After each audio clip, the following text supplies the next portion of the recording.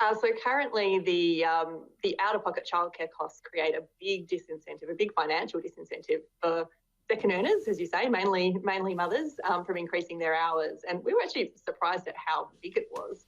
So if you look at a lot of women, right across the income distribution, working 3 days a week, if they were to go from 3 to 4 or 4 to 5 days a week, the amount that they would take home from their pay after you factor in increased tax, potential clawback of family tax benefits, as well as those out-of-pocket childcare costs, you're looking at, almost no take-home pay, in some cases working for free.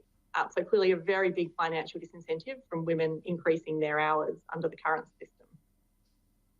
And that's the basic arithmetic people are doing all over the country with their household budgets. You mentioned it goes right across income streams. So, I think it starts in the order of 60, 70,000, perhaps even lower, then goes up to quite a high salary. That at that point, as you explained, if you want to go to work, that's fine. And it can do other benefits, for example, progressing careers. We know the gender pay gap, a big part of that is the fact that women are out of the workforce or working less. But still, the thought of, leaving your child in care and working for nothing just doesn't make sense to so many people. Yeah, indeed. It doesn't stack up. I think no matter how much you love your job and how much you might want to, worry about that career progression, the idea of taking on all that additional work, the sort of complexity in the family of managing that process of care, to do that for nothing, I think is a very big ask indeed. And I think it's really not surprising that we see so many families with that 1.5 earner model, women working on average 2 to 3 days a week in Australia, and it's not the case overseas. We have really high rates of part-time work by second earners in this country by international standards. The federal government has tipped in a lot more money overall to childcare in the past few years. Now they've sort of, changed how various things work. They've made sure that low-income earners, can still be covered and so on. So they haven't been asleep on this task.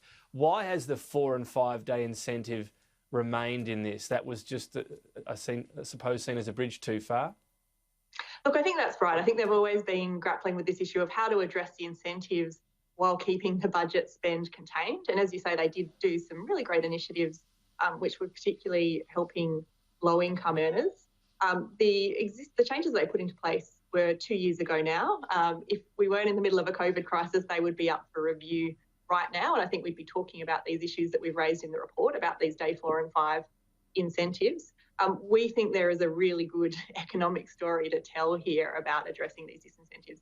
Yes, there will be a cost to the budget if you're trying to increase the subsidy, but there is actually a really significant long-term economic return in terms of increased female workforce participation, which, helps, is going to contribute to helping repair the budget and pay back debt over time.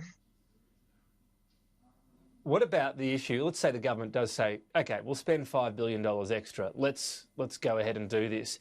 Would there be enough workers out there? There's already talk of how low childcare workers can be paid. I think a lot of parents, when they drop their kids off and see the chaos of a childcare centre, think, well, you wouldn't be paying me to do that. Is that another potential issue here? And if you have to increase pay, then suddenly the $5 billion price tag is a lot higher? Look, it certainly would increase the cost if you increase pay, and that's certainly an issue that I think should be looked at. I think all of us were surprised to learn how little they earn. What I would say is I think if you are going to do this, now is probably the time. We know, if anything, the sector is struggling with underutilisation. Since fees returned a couple of weeks ago, we've already had reports outside of Victoria where essentially most of the sector's closed down, but in other parts of the country, of parents pulling their children out of care. There's a risk that will get worse come the end of September, when a lot of those government income supports through JobKeeper and JobSeeker start to be wound back. So now is the time when the centres actually need utilisation. They need more parents using care. And we want parents to be able to stay connected with care. We want parents that have lost their hours, that are thinking, gosh, it seems really expensive, to be able to keep their children connected with care, both for the child's sake and for the parent's sake, because as labour markets pick up, we want them to have that childcare spot so they can pick up hours as they're available. So I think now is actually a really great time for this reform, for that exact reason.